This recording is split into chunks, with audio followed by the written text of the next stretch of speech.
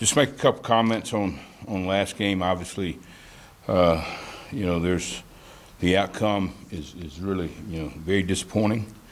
We had moments in the game that I'm really proud of our unit. We gave them some momentum early in the game. We didn't fit a speed sweep, and we're just so close. If we got one guy, my linebacker, that if he fits it correctly, and I don't know how many times we rep that particular sweep in practice, but if we get it fit, it's a 4-yard, 2-yard, 3-yard gain, but we didn't. So it's a long run, momentum. They scored a touchdown. After that, we came back, and for about 35 or 40 minutes of the game, I think we played as well as we could. And we get in a situation where we bust an adjustment and communicating, and it's another touchdown, uncontested. If we line up and we do what we're supposed to, and they beat you, but we didn't give ourselves a chance on that play. They got some momentum after that, came right back on the field very quickly, and hit another touchdown. The outcome of that. So with that said, I'll be happy to start answering questions. I guess just with Tua out, just kind of what do you look for from Mac Jones and just their offense in general? Will it change any?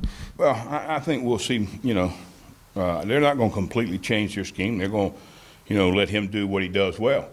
The thing is, there's not enough tape out there to know exactly what that is. But I'm sure, they've been, running the same plays in practice, and I think he can. Obviously, he's at Alabama, and he's the backup because he's a good player, and there's no question about that. So I don't know that they'll change a lot. They may lean on the run a little bit more. You never know. They got 3 or 4 great tailbacks, so we'll see. We got to be ready for it all. And there's no doubt about that. And I think even though they lost a really good player, there's a quality guy right there ready to take his spot. Chief, for many years that you've been in this league, Alabama had the game manager type quarterbacks, but now the last few years they've had really dynamic guys. What have you seen from, it's like a philosophy change almost, that they're more dynamic offensively? Well, you may remember me saying this last year. Talent-wise, last year their offense was the best I've ever been on the field with. They got great speed at wide receiver. They got great speed at tailback. They're very good up front, and they had, one of the better quarterbacks in the country. And so, why not use them? And, they've made that decision to use them, and, they've been successful that way. And it gives the fans something to cheer about. Everybody wants to see you throw the football, score all those touchdowns, and they've been able to do that. And it's just what they do. Yeah, Chief, I guess the half you were able to evaluate Jones against Tennessee, they were probably kind of vanilla because they had a big lead. But what did you see from him? What did he show you in that half? Well, like I said, he's got a good arm. He can move around a little bit and get away from some pressures. He can do that. But the biggest thing is, I'm sure they gave him an opportunity to do some things in the second half of that game that they're going to be doing. And but like I said, he's the next guy up at Alabama because he's a very, very fine football player. Eric Gregory, got in a little bit, I guess, when Sully got hurt. What did you see from Gregory, and was it good to, at least get him some work? Well, yeah, it was, and we needed to, and we got some other guys in, and to get them some work,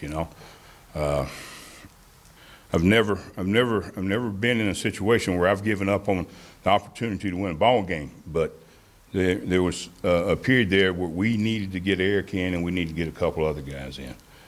We got Andre Parker in the first half, and he finished up the game, and he needs that experience to keep growing and getting better. He's not. You've heard me say it. He's not going to get better till he plays in the game. How do you think those young guys did? Well, I think they did. I think they did well. may have made a mistake here or there, but, that's what you do when you had, it's your first time playing. But for their first time playing, I thought they did well. Micah Smith got a little more extended playing time too. What did he look like? Well, I think Micah was in the spots that he needed to be. He gave us an opportunity, and he was, a part of that, 35 or 40 minutes where we played really, really good football, and that's important. I know you probably spent half your life playing Alabama. It seems like maybe that's not much of an exaggeration, but I don't think it is actually. But the fact they've won 88 straight against unranked teams, I think it goes back to Saban's first season when they beat Colorado in the bowl game. Just what does that speak to the consistency and just the fact they never seem to slip up and nobody sneaks up on them? Well, I think that speaks highly of the head coach and his preparation. He's there's no doubt that he runs a quality program, and there's no doubt that they got outstanding athletes, and there's no doubt that he listens or they listen to him. And he, there's no doubt in my mind. I can say this because I feel quite confident. He is the leader of that football team and that football program, and he's done a great job. Defending those slants, how much pressure do they put on people because of the speed at wide out, and they might want to try to get over the top. They also throw the slants on you. Well, they throw the slants, but then they got the double move where they take that step inside for the slant and they come back out and they're up the field. With great skill athletes, it puts a lot of pressure on you, and we've got to be able to defend it because I know we're going to see it. Thank you, guys.